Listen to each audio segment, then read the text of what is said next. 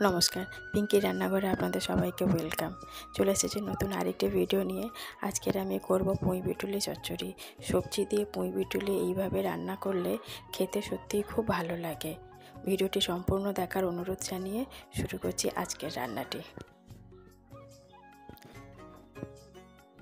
তেল গরম হয়ে গেছে, তাতে 5 ফোড়ন দিয়ে আমি কয়েক ধরনের সবজি কেটে রেখে দিয়েছিলাম, সেগুলো আমি দিয়ে দিলাম।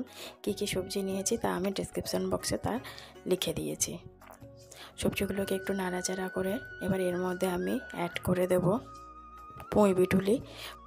এর মধ্যে দিয়ে দিলাম হলুদ, নুন, পরিমাণ মতো কাঁচা লঙ্কা দিয়ে আমি একটু ভালোভাবে ভেজে নিয়ে এটাকে আমি ঢাকা চাপা দিয়ে রান্না করব। এর মধ্যে আমি জল দেব না, অল্প আঁচে ঢাকা চাপা দিয়ে রান্না করলেই সবজিগুলো বেশ মজে আসবে।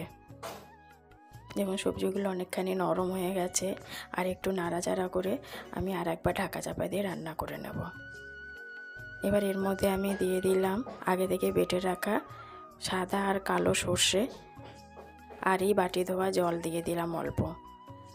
সর্ষে বাটার সঙ্গে সবজিগুলোকে ভালোভাবে মিশিয়ে নেব। বাড়িতে এটি অবশ্যই একবার ট্রাই করবেন, আর যদি ভালো লেগে থাকে অবশ্যই এটা কমেন্ট বক্সে জানাবেন। পরিমাণ মতন চিনি দিয়ে দিলাম। সবজিটা অনেকখানি শুকনো হয়ে এসেছে, সাইড থেকে তেল ছাড়তে শুরু করেছে। এবার এর মধ্যে আমি দিয়ে দিলাম সামান্য কাঁচা সর্ষের তেল। রেডি হয়ে গেছে, এবার আমি নামিয়ে নেব। রেডি হয়ে গেছে পুঁই বিটুলি চচ্চড়ি।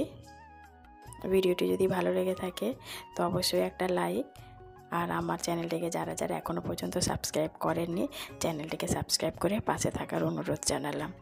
ধন্যবাদ।